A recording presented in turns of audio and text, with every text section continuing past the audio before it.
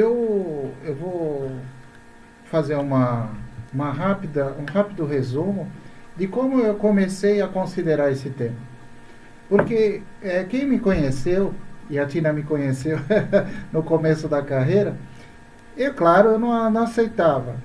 Eu falava que fazia regressão, mas que não aceitava história de outras vidas, não aceitava, respeitava, né?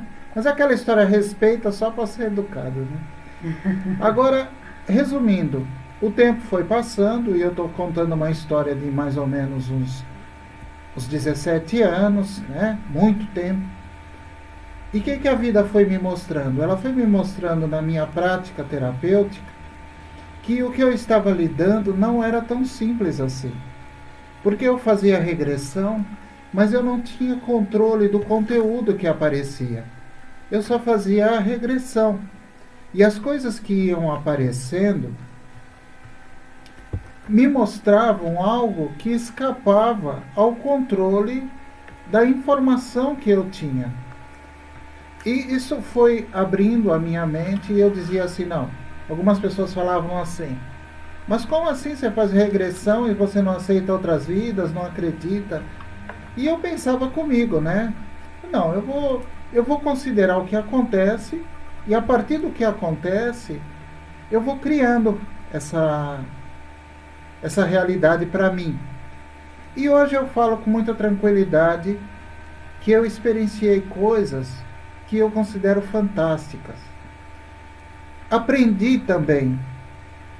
E eu acho que para mim foi uma coisa muito boa, porque eu não interpretei o que eu descobri, o que eu fui descobrindo e ainda estou descobrindo, a partir de algo que eu li, mas a partir das coisas que começaram a acontecer na minha frente. Eu sei que muitos hipnotizadores passaram por essa experiência de começar com a hipnose e depois começar a acessar coisas que julgava sobrenatural. Isso é muito comum na vida do hipnotizador. Alguns são muito resistentes, falam que não, que é um fraude, que pode ser um autofraude, enfim. Mas aí é outra questão. Eu fui aprendendo que eu teria que ter uma visão para poder realmente discernir o que era uma ilusão, o que era um delírio, o que era uma visão.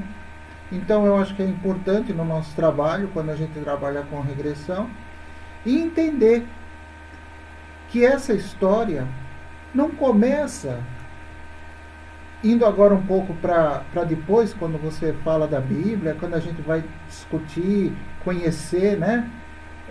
Que essa história não começa com o Espiritismo, não começa com Allan Kardec, ela começa muito antes, né?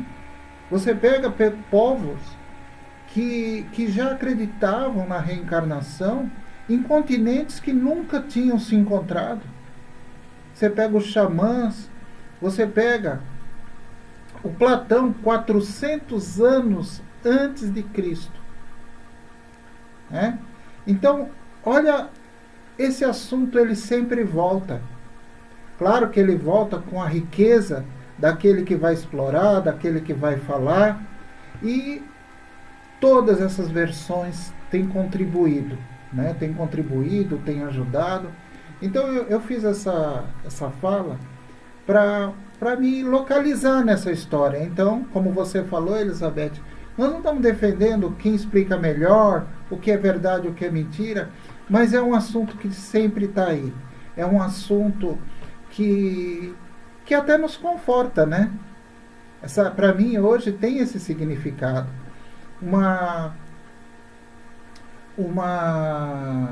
Um crescimento, eu vejo como um crescimento, uma evolução, essa chance, não vejo como condenação, vejo como crescimento. E antes eu me sentia, não, mas quando tem uma parte boa na idade da gente, Elizabeth. É, né? Tem. Porque quando você vai ficando um pouco mais maduro, não velho, mas maduro, você vai começando a falar assim, poxa, eu preciso falar o que eu tenho no coração, né?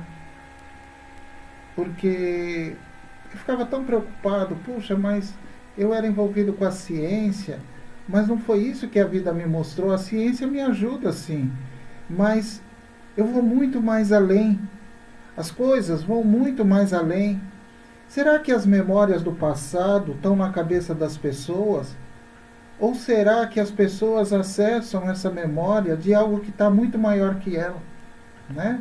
Você vê isso em várias crenças, você vê isso na própria psicanálise. Né? Quem é que dá conta da resposta? O que a gente sabe é o acesso.